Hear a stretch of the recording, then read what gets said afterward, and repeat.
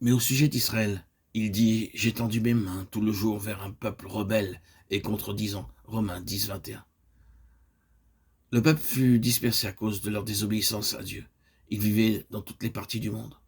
Nous les voyons maintenant revenir et forcés par plusieurs circonstances à s'établir en Terre Sainte, alors qu'il était dispersé pendant plus de 2000 ans.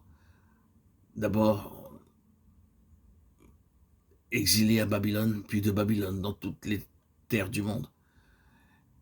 Aujourd'hui, ce peuple revint sur sa terre.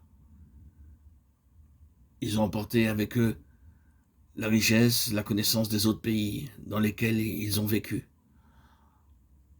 Aujourd'hui, en peu de temps, ils ont transformé le pays d'Israël, ce pays désertique, en un pays fertile.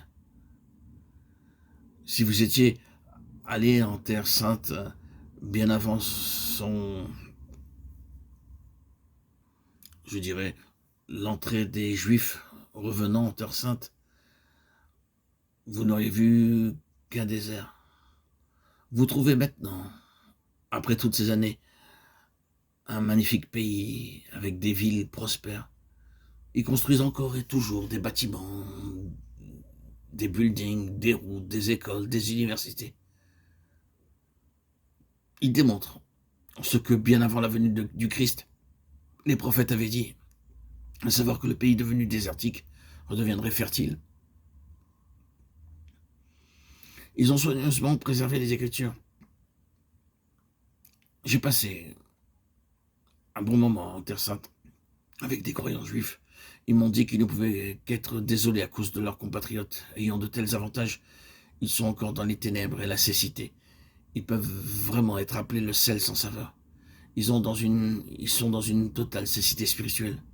Ils se sont farouchement opposés à l'évangile du Seigneur Jésus-Christ. Ils n'autorisent personne à prêcher ouvertement l'évangile.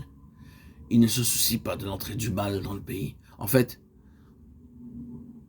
ils en ont déjà introduit de l'Europe et d'autres pays par leur venue. Ils ne veulent pas de l'évangile. Ils sont comme du sel sans saveur. Travaillez non pour la nourriture qui périt, mais pour celle qui subsiste, pour la vie éternelle, et que le Fils de l'homme vous donnera, car c'est lui que le Père, que Dieu lui-même a marqué de son sceau. Jean 6, 27. En s'opposant à l'évangile du Seigneur Jésus-Christ, ils ont perdu tout ce qui pouvait les rendre féconds. Et ils sont restés aveugles. Un voile est posé sur leurs yeux.